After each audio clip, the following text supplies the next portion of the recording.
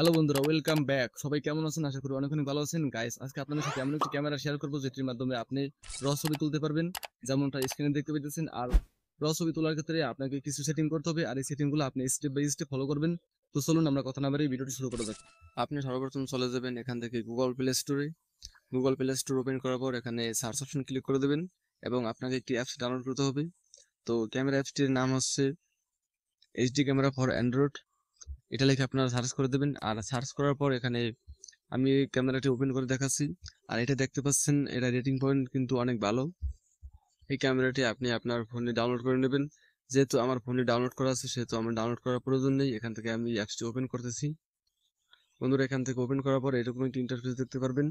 আপনারা while using this app এটাই click করে দেবেন আর এখান থেকে অ্যালাউ করে দেবেন। অ্যালাউ করার পর এখান থেকে আপনার ক্যামেরাটি ওপেন হয়ে যাবে। বন্ধুরা, ওপেন হয়ে যাওয়ার পর এখানে আপনাকে কিছু গুরুত্বপূর্ণ সেটিং করতে হবে। এর জন্য দেখতে পাচ্ছেন, একদম উপরে দেখতে পাচ্ছেন একটা থ্রি ডট আইকন আছে, এখানে একটা ক্লিক করে দেবেন। এখানে ক্লিক করার পরে দেখতে পারবেন সেটিং আছে, সেটিংয়ে ক্লিক করে দেবেন। সেটিংসে ক্লিক করার পর একদম উপরে দেখতে পাচ্ছেন লেখা আছে ফটো সাইজ, এখানে একটা ক্লিক করে দেবেন। আর এখানে ডিফল্ট যেটা থাকবে আপনাকে সেটাই রাখতে হবে। এখানে যেটা হাইয়েস্ট থাকবে সেটাই আপনি এখান থেকে সিলেক্ট করে দেবেন। এখানে ভিডিও সাইজ আপনি ফুল এইচডি করে দেবেন।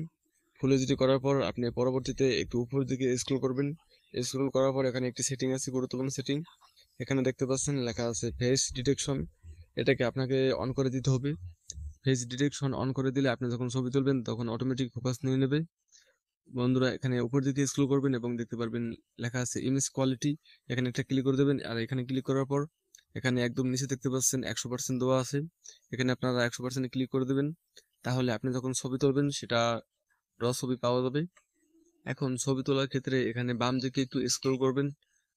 বন্ধুরা, এখানে বাম দিকে স্ক্রল করার পর এখানে দেখতে পারবেন লেখা আছে প্রোমোট। প্রোমোট আপনারা এনেবল করে নেবেন এবং এখান থেকে আপনারা কালার অ্যাডজাস্ট করতে পারবেন। আর এখান থেকে আমি একটা ছবি তুলে আপনাদের দেখাচ্ছি। দেখতে পাচ্ছেন এখানে অটোমেটিক কিন্তু ফোকাস নিয়ে নেবে। এখানে ফোকাস নেওয়ার পর আপনি একটা ক্লিক করে দেবেন এবং এই ছবিটি আরো এইচডি করার জন্য এখানে আপনি এডিট অপশনে ক্লিক করে দেবেন। নিচে দেখতে পাচ্ছেন এডিট লেখা আছে, এখানে একটা ক্লিক করে দেবেন।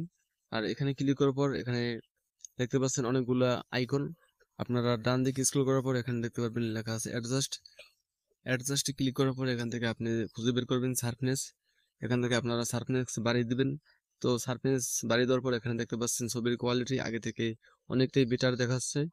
তো এইভাবে আপনারা চাইলে খুব সহজেই ছবি তুলতে পারবেন এবং সাথে এডিটও করতে পারবেন।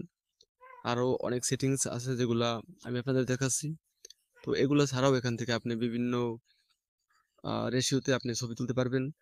তাছাড়াও এখানে আরো অনেক সুন্দর সুন্দর ফিল্টার আছে যেগুলো আপনি একদম ফ্রিতে ইউজ করতে পারবেন।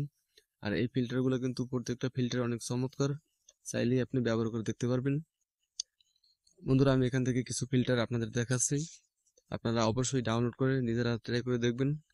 বন্ধুরা, আর একটা গুরুত্বপূর্ণ কথা, আপনারা যারা ছবি এইচডি করার জন্য রিনিমি অ্যাপস ব্যবহার করে থাকেন, আর এই রিনিমি অ্যাপসে প্রচন্ড পরিমাণে অ্যাড আসে যেটা খুবই বিরক্তিকর।